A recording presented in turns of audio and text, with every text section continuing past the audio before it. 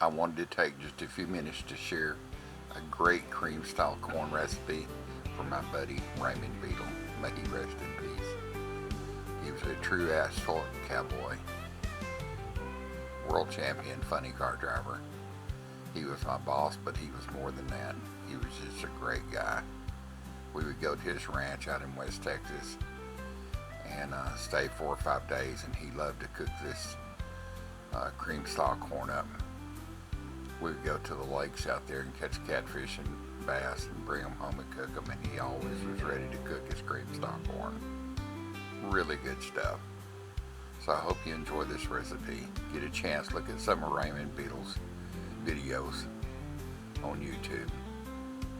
Quite a guy. You left this world too early, Raymond. I'll see you again one of these days in that big drag strip in the sky.